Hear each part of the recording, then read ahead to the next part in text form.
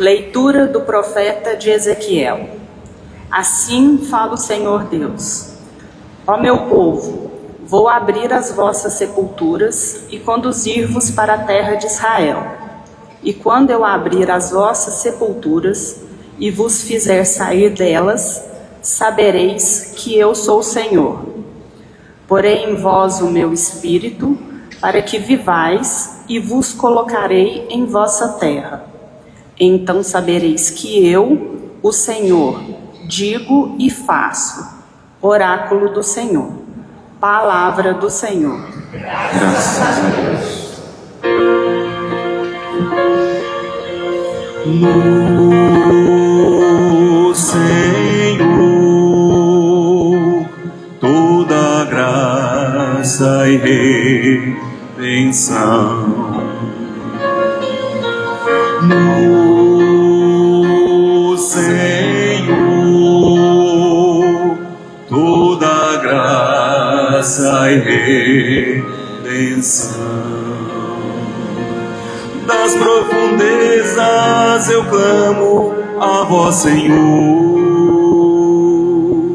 escutai a minha voz.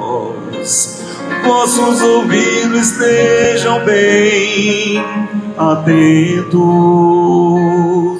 ao clamor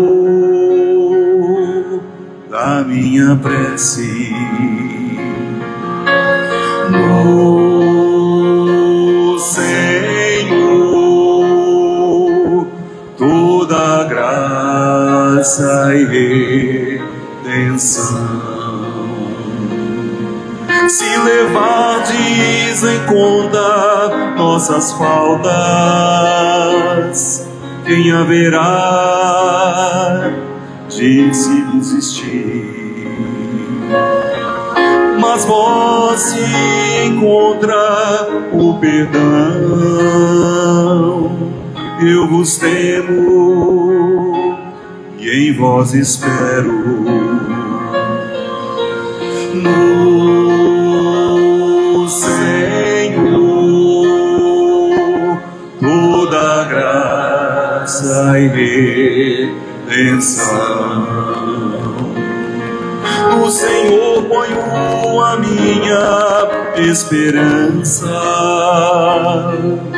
Espero em sua palavra. A minha alma espera no Senhor, mas que vigia pela aurora. No Senhor toda graça e redenção. Espere, Israel, pelo Senhor, mas que eu vigia pela aurora. Pois no Senhor se encontra toda graça e copiosa redenção. Ele vem libertar Israel de toda a sua culpa. O Senhor toda graça e redenção. No Senhor toda graça e redenção.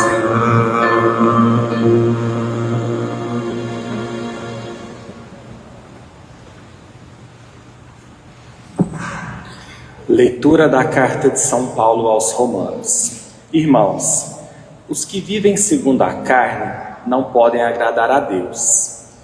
Vós não viveis segundo a carne, mas segundo o Espírito, se realmente o Espírito de Deus mora em vós. Se alguém não tem o Espírito de Cristo, não pertence a Cristo. Se, porém, Cristo está em vós, embora vosso corpo esteja ferido de morte por causa do pecado, vosso espírito está cheio de vida, graças à justiça. E se o espírito daquele que ressuscitou Jesus dentre os mortos mora em vós, então aquele que ressuscitou Jesus Cristo dentre os mortos vivificará também vossos corpos mortais por meio do Espírito que mora em vós. Palavra do Senhor. Graças a Deus. Louvor a vós, ó Cristo, Rei da eterna glória. Louvor a vós, ó Cristo, Rei da eterna glória. Eu sou a ressurreição, eu sou a vida. Quem crê em mim não morrerá eternamente. Louvor a vós, ó Cristo, Rei da eterna glória. Louvor a vós, ó Cristo, Rei da eterna glória.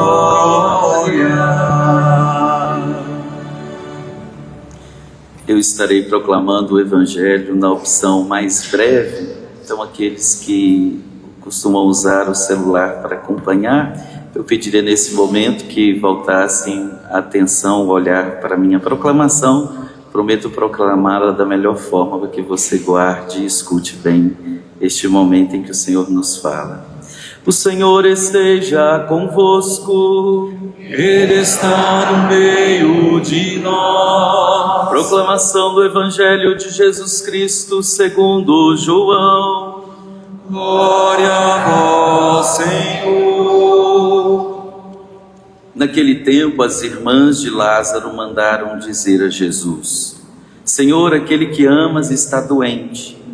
Ouvindo isto, Jesus disse: Esta doença não leva à morte. Ela serve para a glória de Deus, para que o Filho de Deus seja glorificado por ela. Jesus era muito amigo de Marta, de sua irmã Maria e de Lázaro. Quando ouviu que este estava doente, Jesus ficou ainda 2 dias no lugar onde se encontrava. Então disse aos discípulos: Vamos de novo à Judeia. Quando Jesus chegou, encontrou Lázaro sepultado havia 4 dias. Quando Marta soube que Jesus tinha chegado, foi ao encontro dele. Maria ficou sentada em casa. Então Marta disse a Jesus: Senhor, se tivesses estado aqui, meu irmão não teria morrido. Mas mesmo assim eu sei que o que pedires a Deus, Ele tu concederá. Respondeu-lhe Jesus: Teu irmão ressuscitará. Disse Marta: Eu sei que ele ressuscitará na ressurreição no último dia. Então Jesus disse: Marta, eu sou a ressurreição e a vida. Quem crê em mim, mesmo que morra, viverá. E todo aquele que vive e crê em mim, não morrerá jamais. Crês isto? Respondeu ela: Sim, Senhor, eu creio firmemente que Tu és o Messias, o Filho de Deus, que devia vir ao mundo. Jesus ficou profundamente comovido e perguntou: Onde o colocastes? Responderam: Vem ver, Senhor. E Jesus chorou. Então os judeus disseram: Vede como ele o amava. Alguns deles, porém, diziam: Este que abriu os olhos ao cego não podia também ter feito com que Lázaro não morresse? De novo Jesus ficou interiormente comovido.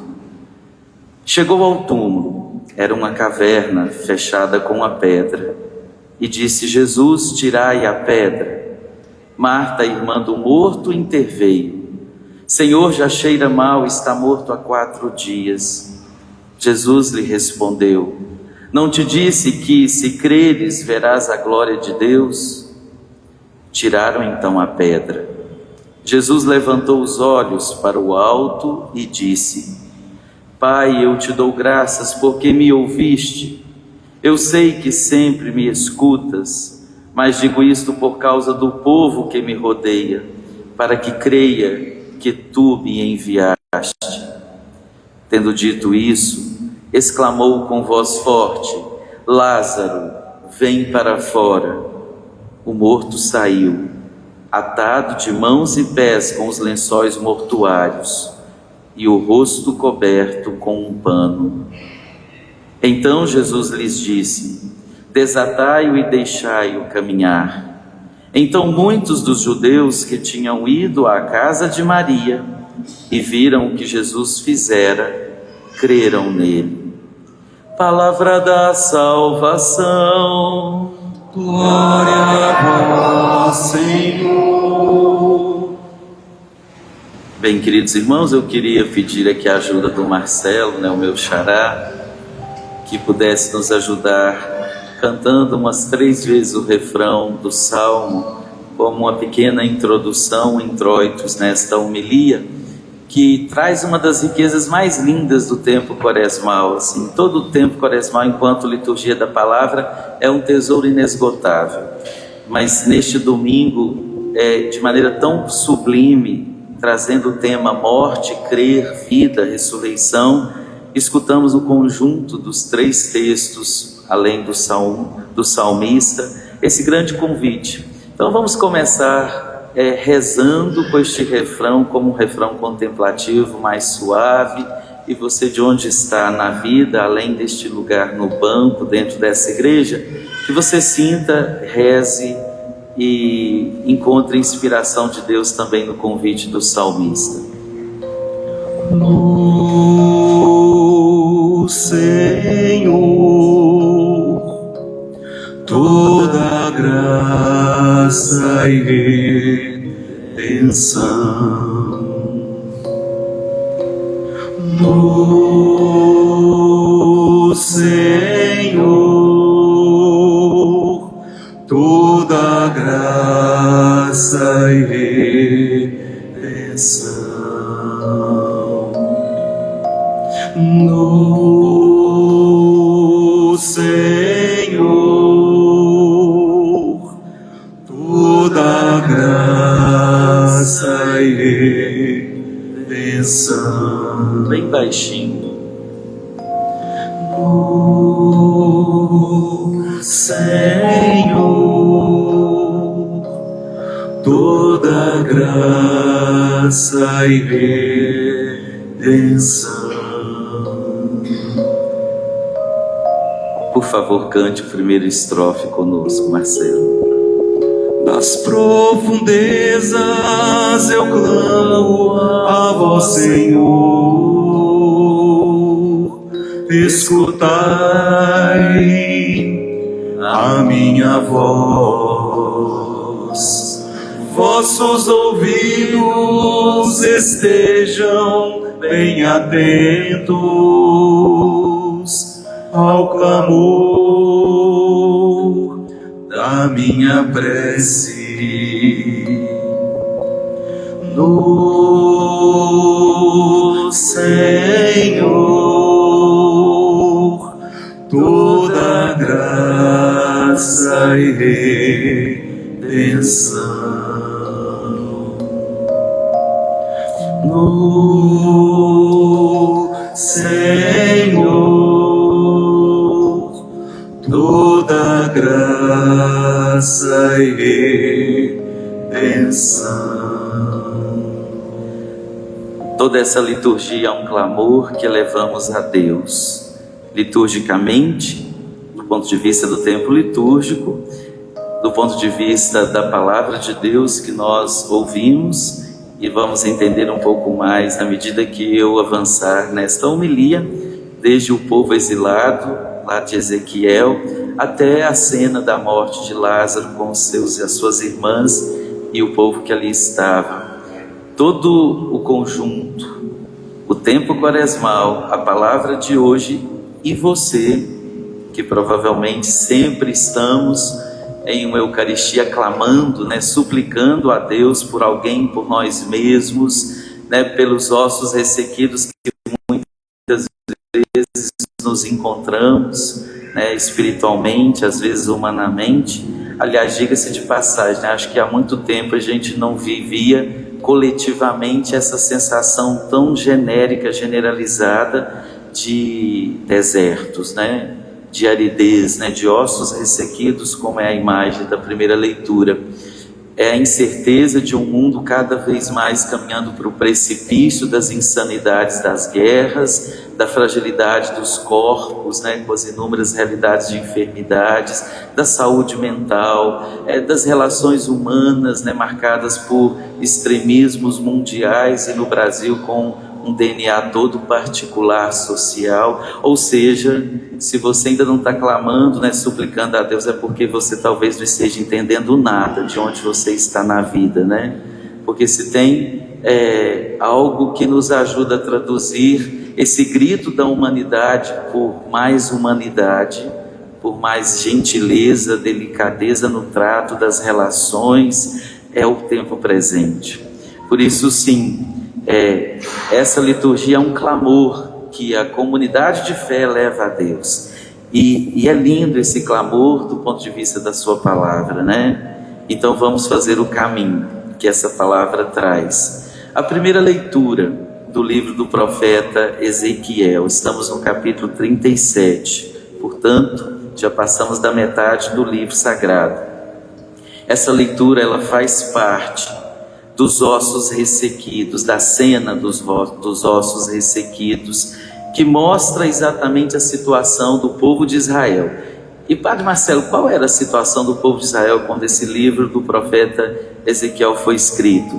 O povo estava exilado uma segunda vez, e foi pior do que a primeira. A primeira vez, vocês devem lembrar, o povo do Egito, o povo de Israel no Egito, e naquele contexto de escravidão do faraó, de todo aquele sistema opressor, Deus chama Moisés para libertar o povo hebreu. E ali o povo faz aquela caminhada de libertação numa luta interminável, as pragas do Egito, enfim, toda aquela resistência que o faraó fez à profecia, né, a voz que clamava de Moisés em nome do Senhor, liberta o povo de Deus, e ali depois a travessia dos 40 anos até encontrar a terra prometida. Então, no primeiro exílio não havia ainda aliança, não havia ainda consciência de um Deus da aliança, e não havia ainda um lugar da religião, uma terra, um templo, ou seja, imagens que nos fazem pensar. Era um povo que iniciava a aliança com Deus desde lá, Abraão, nosso pai da fé. Consequência, meus irmãos, era um povo que ainda não tinha muita consciência de Deus, da aliança de Deus com esse povo, e depois de tanto tempo esse povo foi esquecendo de Deus, foi se distanciando de Deus. Isso traduz alguma situação na sua vida? Isso é familiar? Então, foi distanciando de Deus, esquecendo de Deus, criando outros deuses, ou seja, onde está o seu coração, esse é o seu Deus, é o dinheiro, é a vaidade extrema, é a ditadura da beleza, é o orgulho, é o coração fechado, a mágoa, é o extremismo, enfim, é o poder pelo poder. Quais são os deuses que flertam o tempo inteiro no nosso meio, e às vezes a gente nem nota que a gente está fazendo profissão de fé a eles? Então o povo de Israel foi virando as costas para Deus, a aliança, o templo, havia então a construção de toda uma cultura e uma fé centrada na aliança de Deus. E aí percebe então porque o segundo exílio é muito mais difícil, porque quando você já tem consciência do casamento, da aliança, quando você já tem consciência de um projeto, quando você cai uma segunda vez é muito mais difícil, é muito mais sofrido, porque você já tem parâmetro ético de comparação, de revisão, de leitura. Ainda que não deva faltar também nesse segundo exílio, como de fato o texto sagrado mostra, Deus que vai intervindo, né? Deus que vai atrás, Deus que alimenta esperança no povo que virou as costas para Ele mesmo. para dizer como Deus é grande, não é? E a grandeza de Deus não está em massacrar, em ameaçar, em intimidar, em moralizar os seus filhos e filhas, como alguns acham em alguns discursos religiosos presentes, né? Não só no meio católico, até mais em outras igrejas. Pelo contrário, e eu falo isso às vezes assim, por que nós católicos e outros irmãos não católicos, mas cristãos, entendem tão pouco de Jesus Cristo em momentos caóticos? E eu falei isso com muita ênfase quando os nossos irmãos e irmãs do Rio Grande do Sul estavam numa penalização inominável como aquela das enchentes, e não faltou líder espiritual e fiéis nas redes, né? Rede social é um lugar de muita maldade, né? E às vezes até em nome de Deus. E aí as pessoas, ao invés de pensar um pouquinho com a lógica de Cristo, o que eles fizeram? Tá vendo? Esse povo do sul está pagando pelas idolatrias, porque lá é o que tem mais de religiões de matriz africana e que não sei o que, é Deus castigando, é Deus que está mandando, agora vai acontecer a mesma coisa no Nordeste. Vocês viram essas mensagens? E aí eu falava, meu Deus, essas pessoas são cruéis, elas são diabólicas, porque Jesus jamais poderia falar algo assim hoje se viesse em nosso meio, e o próprio Deus de Jesus. Por quê? Olha o exemplo aqui hoje, o povo virou as costas para Deus, ele criou outros deuses, pediu outros reis, e Deus foi atrás desse povo para dar esperança de que ele não terminaria a vida no exílio. Deus foi atrás e consolou e fortaleceu. E naquela época eu dizia, no contexto que a palavra do dia trazia, como a gente não pode entender nesse momento que a única palavra de Deus que possa fazer sentido para quem já está literalmente afundado na lama é coragem, Deus está contigo, não tenhas medo, não desista, né? Há esperança, né? Coloque a sua vida novamente, né? Acredite, ou seja, palavras que pudessem consolar, esperançar e encorajar. É isso que inclusive acontece noutra versão do exílio da Babilônia, segundo o profeta Isaías, que é tão conhecido no tempo do Advento, porque todo o Advento ele é proclamado em Isaías. É a mesma leitura, Isaías está escrevendo e vivendo no exílio da Babilônia, e ele vai falar de um Deus carregado de misericórdia e compaixão. Então, meus irmãos, aprendamos uma coisa: quando alguém estiver atolado em alguma miséria, não faz sentido algum você acusá-lo da miséria da qual ele já está sofrendo. Não faz sentido nenhum você jogar na cara dele, eu falei, tá vendo? É Deus que está te castigando. Isso, repito, isso não é cristão. Isso é desvio de leituras e compreensões, como na época de Jesus também havia, que inclusive ele foi vítima de leituras assim, extremistas, fundamentalistas, catolibãs, coisas do tipo, que não conseguem sustentar realmente a mensagem cristã. Então, nesse sentido, o povo exilado, e olha o profeta Ezequiel trazendo uma palavra de Deus, e a imagem que o profeta usa, eu me lembro disso já com pouca idade, assim, fascinado por esse mundo imagético de Ezequiel. Eu sugiro quem nunca leu o profeta Ezequiel, leia, que fosse no mínimo pela qualidade literária, mas para nós muito mais pela qualidade literária e espiritual, onde os ossos ressequidos traduz a miséria, traduz a falta de perspectiva, traduz a nossa falta de esperança, ou seja, um povo desértico, né? Quando você está vivendo um momento difícil, você fala, é um deserto que só a minha alma, a minha vida, né? E isso, deserto, podem ser tantos nomes. E olha o que Deus faz com esse povo que está, né, vivendo esse tempo do deserto, esse corpo de ossos ressequidos, ou seja, sem vida.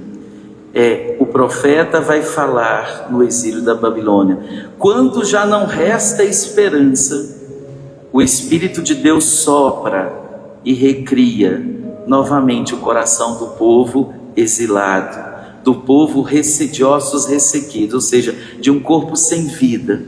Na sua vida tem algum momento que você já viveu isso, ou talvez esteja vivendo, se sentindo um pouco como essa primeira leitura, né? Num deserto, como que estruturado de um corpo ressequido, sem vitalidade, sem força, sem coragem.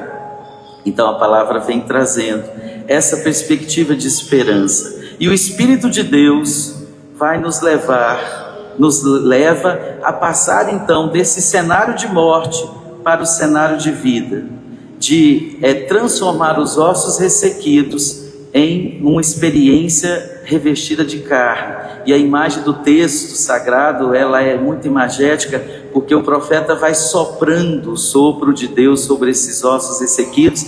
E na literatura, de Ezequiel, o texto vai dizendo: e os ossos estalaram, e os ossos começaram a se mover, e ele começou a se revestir de nervuras, de musculatura. Ou seja, é uma imagem para dizer que o ser humano foi voltando à vida. E assim o profeta, trazendo essa voz do Espírito, ele devolve esse corpo morto a um corpo de vida. Tudo isso pela ação do Espírito. Essa força que vem de Deus e que anima a pessoa. Essa mesma cena está sendo contada, e olha o correlato lá no Evangelho. Lá no Evangelho tem um corpo morto, tem um corpo sem vida, tem um corpo família sem vida. Marta, Maria estão num sofrimento que só, diante da morte do irmão Lázaro. E o próprio Cristo se comove, se remove nos seus afetos e também na sua fé, diante daquele homem morto, para mostrar, meus irmãos, que cristão que não se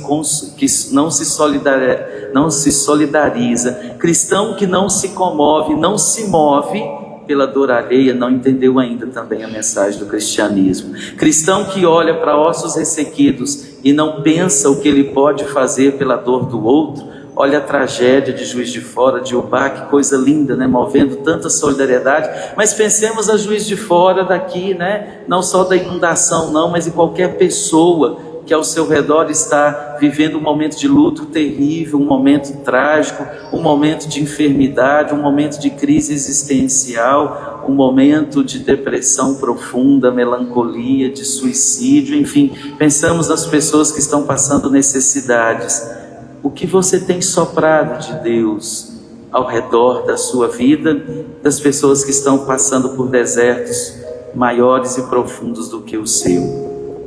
E assim a ressurreição de Lázaro se torna o ponto alto desta liturgia da palavra de Deus, onde esse ponto alto da atividade de Jesus se revela. Jesus é a ressurreição e a vida. Aquele sopro que o profeta Ezequiel falou séculos antes de Deus, que recria a criatura morta, está entre nós. Ele tem um rosto. Ele é Jesus de Nazaré, Ele é Jesus Cristo. Por isso Jesus é a ressurreição e a vida. Por isso, quando Jesus está falando um diálogo tão profundo, teológico, bíblico da salvação, porque Marta ali representa toda a comunidade de fé, Jesus está falando para a comunidade, para você e para mim: eu sou a ressurreição e a vida. Se você crê no que eu estou te dizendo, jamais morrerá. E aí, meus irmãos, a ressurreição física de Lázaro é apenas um sinal do que Jesus é. E aqui, para terminar então, um aspecto muito importante da nossa fé: você busca Deus pelo que Ele é ou pelo que Ele te dá? Você tem buscado Jesus, o cristianismo, Deus, o Espírito Santo, pelas coisas que Ele te dá, ou por aquilo que Ele é na sua vida? Você tem buscado o Senhor para além do que Ele já te deu ou te dá? Ou você está sempre indo e voltando na medida da necessidade, quando acabou lá na sua vida pessoal alguma coisa, e como um supermercado você vai na religião, ou está faltando arroz, deixa eu correr para o supermercado, e aí você vai fazer a barganha, a troca, enfim, você vai comprar, achando que nesse caso a experiência de Deus passa pelo dinheiro, embora infelizmente em alguns endereços é assim que funciona a religião, E o mais assustador, porque tem tanta gente indo atrás dessa religião? Vocês não se perguntam, não? Se tem líderes espirituais mercenários na atualidade, tem muitos por aí, a pergunta que eu sempre faço: esses vão se haver com Deus no juízo final deles? Mas e porque tem tanta gente que está indo atrás desses líderes, desses mercenários, que ficam fazendo de Deus, de Jesus Cristo, um supermercado, né? Um produto, uma razão, e cada vez mais cresce cada coisa que eu até me arrepio como psicólogo, né? Coach espiritual e não sei o que lá daquilo, e teorias psicológicas, como constelações familiares, que viram espécie de religião para muitos, ou seja, está cheio de gente, né? Buscando assim, gente que vive inclusive profissionalmente desses discursos de troca, de escambo, né, na sociedade, e está cheio de gente. Bem, que Deus nos ilumine e nos ajude a pensar um pouco sobre a nossa busca de Deus. Então, para terminar, esse aspecto é fundamental. Você está buscando o Senhor pelo que Ele é ou pelo que Ele dá? Porque na verdade o que Jesus dá à família de Lázaro é apenas, e a toda aquela multidão ali, não é uma coisa, como quem diz: se você crê em mim, eu te curo do câncer. Se você crê em mim, eu vou te dar agora no lugar de um fusquinha, um carro importado. Como muitas pessoas vivem nessa lógica, ou uma casa, ou quase como aquelas lógicas de mãe de nada da vida da década de 90, né? Quem é de 90 lembra desse nome, né? Traga o seu amor em 3 dias, e aí de repente tem aquele tanto de gente atrás dessas falácias. Ora, meus irmãos, na quaresma temos que nos purificar das ilusões e dos materialismos espirituais, porque um sinal, um milagre dentro do cristianismo, guarde o que eu vou te dizer, é unicamente um sinal para indicar que Jesus é a ressurreição e a vida, que a salvação é a promessa maior de Deus. Nunca um milagre é uma eleição de privilégio dentro da fé. Nunca um sinal, né, para João não é milagre, ele usa o termo sinal. Nunca um sinal, e portanto a própria palavra em João é muito feliz, é uma finalidade em si. O sinal é como uma seta que vai dizendo: vá por ali, que você chega lá. A pergunta é: você está atrás de sinais, de milagres, ou está atrás daquele que é, né, o autor de tudo, e principalmente nos dá a salvação? Para que a gente não fique oscilando tanto a nossa fé em cima: eu falei tanto, eu rezei tanto, e Deus não me deu, e não curou, e não sei o que e tudo mais. Eu conheço gente que passa por desertos terríveis quando isso acontece, e o caminho de volta à fé é muito difícil, porque no fundo o que está em questão é a infantilidade espiritual, é a imaturidade espiritual de uma imagem equivocada de Deus, e não tem nada a ver com Deus em si.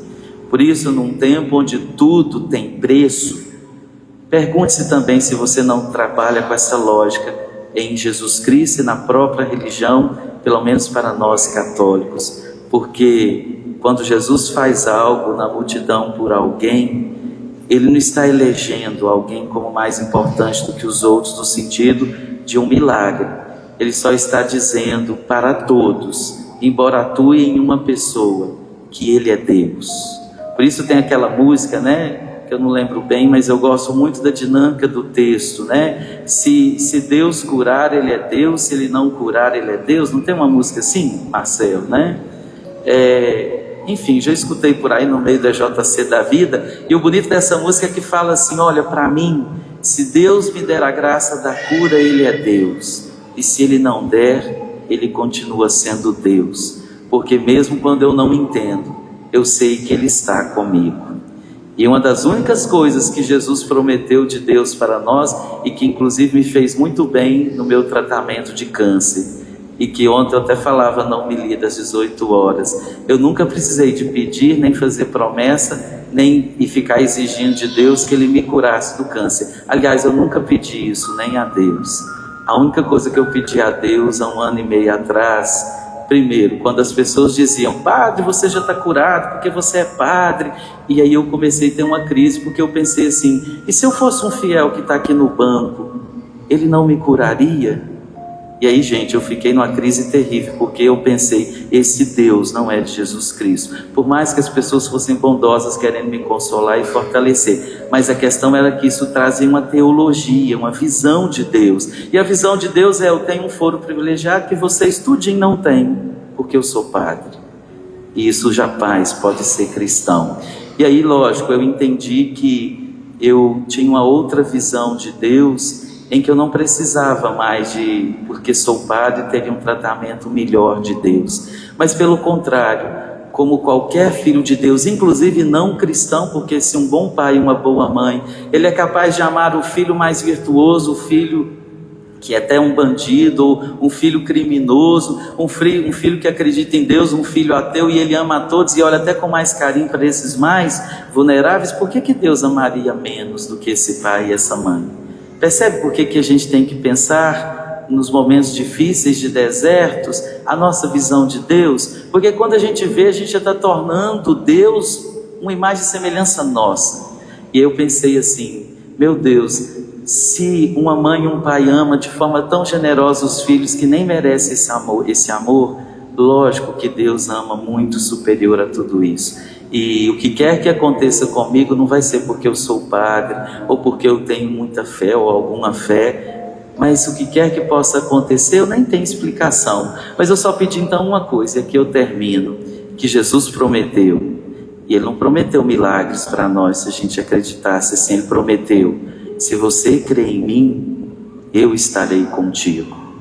Se você crê em mim, não tenhas medo. Medo aqui não é aquele medinho que a gente sente, não. É aquele medo que nos paralisa, que nos tira a perspectiva de vida. Se você crê em mim, eu estarei contigo todos os dias. E com isso, meus irmãos, eu estava pronto até para morrer naquela situação, porque eu entendia que quando não há explicação é quando a fé mais nos empresta o seu papel fundamental, que é consolar, fortalecer, encorajar, está conosco.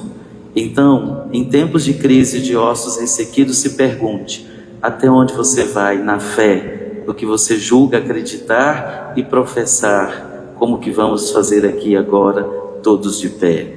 Creio em Deus Pai,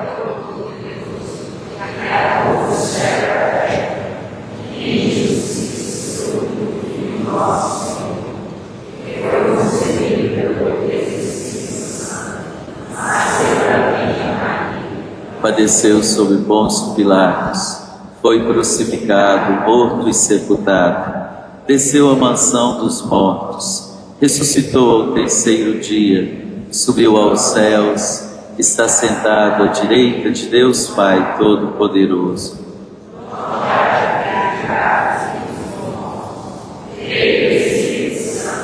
Na Santa Igreja Católica, na comunhão dos santos, na remissão dos pecados, na ressurreição da carne, na vida eterna. Amém.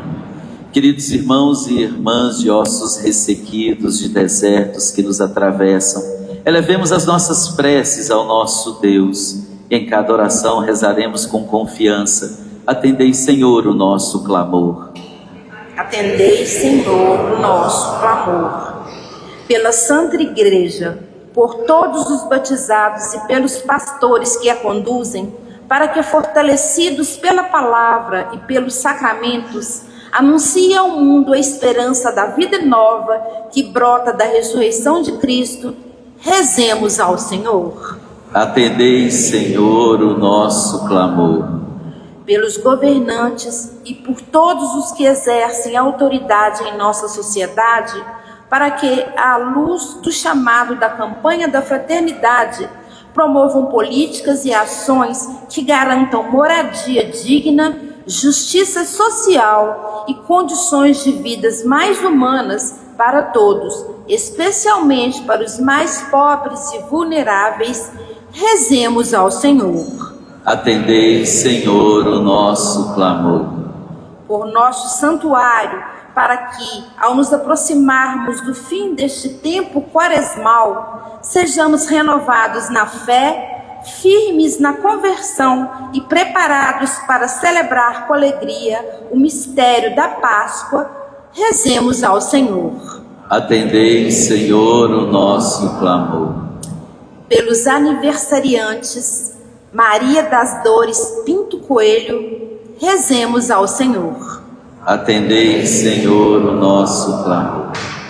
Pelos falecidos, Ana Maria Perpétuo Siqueira, Maria Francisca Ferreira Rezende, Maria Lúcia Caraion, rezemos ao Senhor. Atendei, Senhor, o nosso clamor. Por todos vocês que aqui estão, no instante de silêncio, cada um também dirija a Deus a partir dos desafios que tem enfrentado ou pessoas ao seu redor e à luz da palavra de Deus que lhe toca nessa liturgia deste domingo, faça também o seu pedido a Deus.